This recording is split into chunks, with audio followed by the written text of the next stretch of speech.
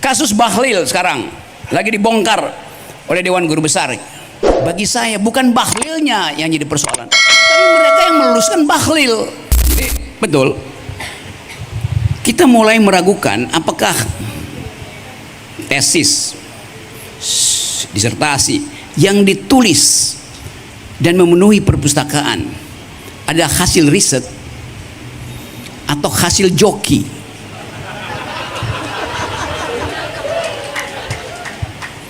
Saya tahu itu 10 tahun lalu gejala yang sama sudah saya ketahui. Saya mengajar di Universitas Indonesia, mengajar logika, metodologi, critical analysis.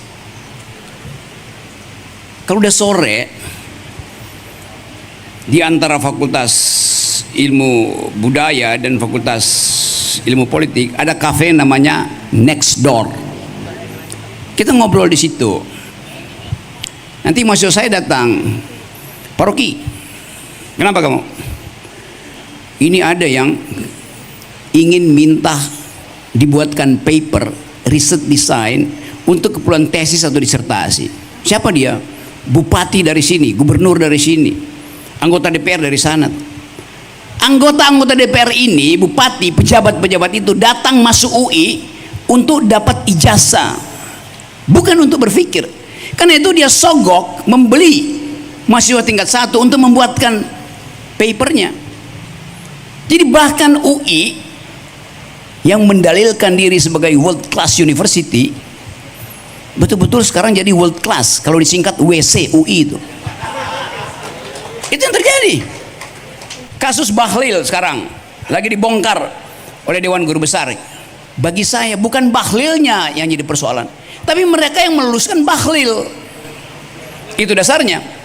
Kalau Bahlil kita udah tahu kan, Bahlil bilang ya pakai aturan, tapi kalau aturannya itu tidak menguntungkan, langgar aturannya. Udah.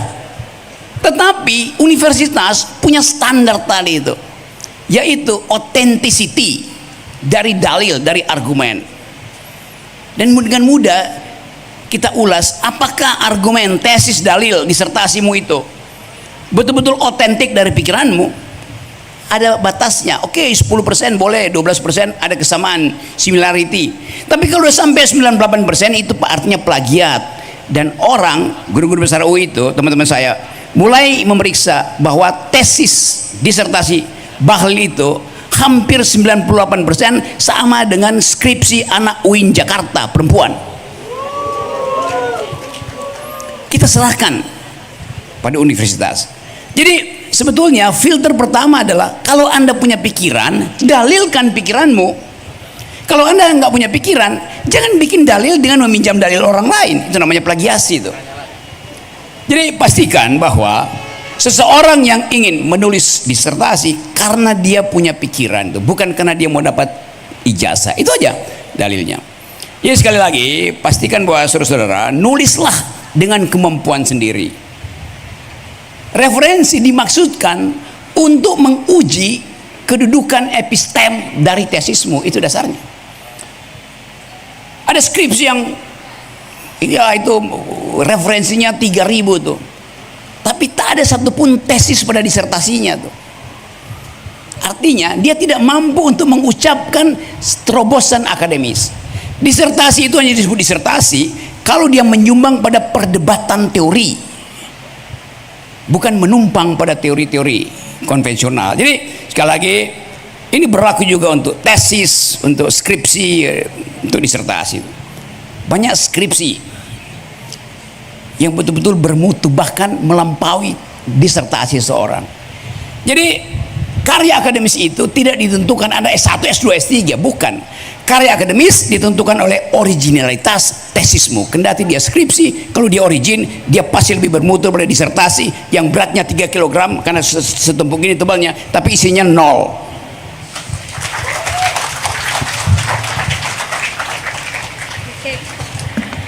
Baik, tadi sudah dijawab. Langsung saja kita tadi penanya kedua, silakan dari rekan mahasiswa. Nanti singkat saja, sebutkan nama, dari fakultas apa, dan langsung kepada poin pertanyaannya ya. Oh, Assalamualaikum warahmatullahi wabarakatuh.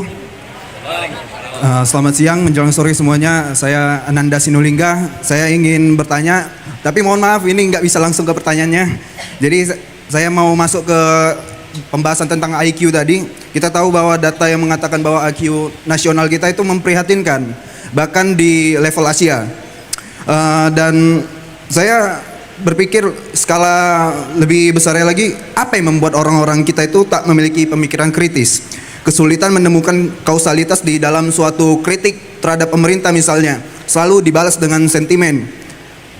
Kritis sedikit dikatakan anak abah, kritis sedikit ya dibilang pasukan barisan sakit hati. Bagaimana Bung Rocky memandang fenomena ini?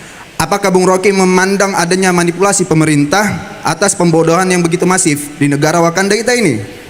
Ya saya yakin Bung Rocky akan mengatakan, ya Mulyono gagal menjalankan amanat konstitusi, cerdaskan kehidupan bangsa. Lalu hal apa kami sebagai mahasiswa ini bisa lakukan untuk menutupi hasil kemaksiatan pragmatisme yang dipertontonkan oleh rezim sebelumnya ini? Apakah masih bisa diselamatkan negara kita ini? Dan ya terakhir saya ingin menarik ke konteks psikologi juga. Setelah Anda mengamati tubuh pribadi Pak Prabowo secara pribadi maupun tubuh politiknya, apakah Pak Prabowo ini di dalam pemerintahannya nanti akan kembali mempertontonkan pragmatisme seperti sebelum-sebelumnya? Sekian, Assalamualaikum warahmatullahi wabarakatuh. Waalaikumsalam. Ya silakan Bung Rocky. Saya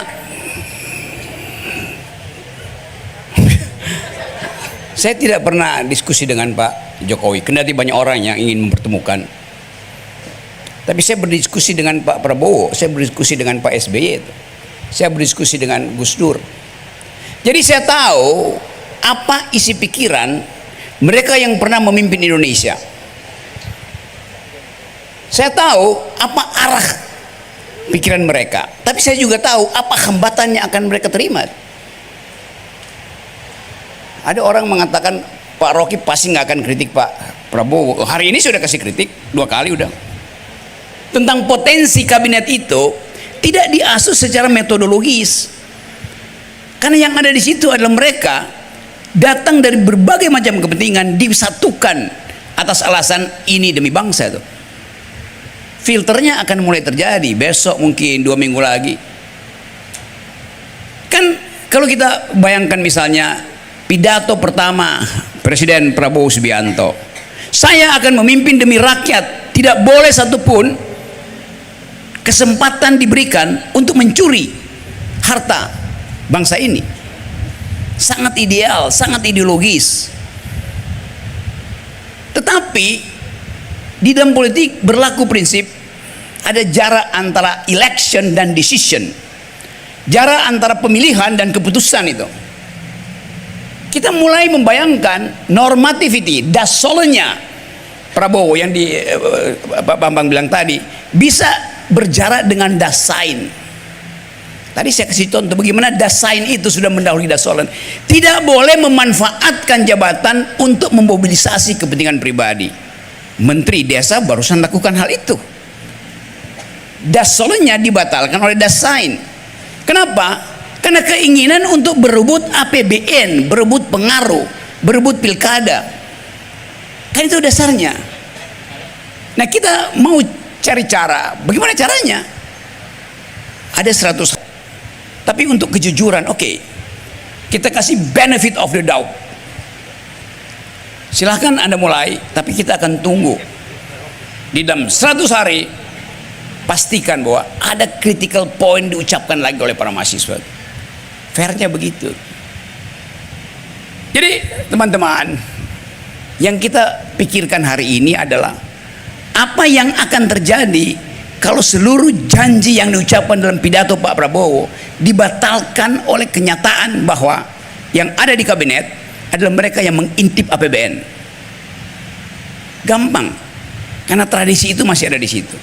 Itu yang menandakan bahwa Pak Jokowi gagal untuk menghasilkan filter di dalam proses menghadirkan pemimpin. Saya ucapkan berkali-kali formula saya. Pemimpin harus ditapis pada 3 langkah. Nah, kalau dia lulus etikabilitas, lulus intelektualitas, baru dia kita izinkan diuji elektabilitasnya. Itu sistemnya. Diuji elektabilitasnya. Itu sistemnya. Kalau sekarang dibalik, elektabilitas dibeli dulu. Dalam bentuk apa? Kampanye, poster, baliho.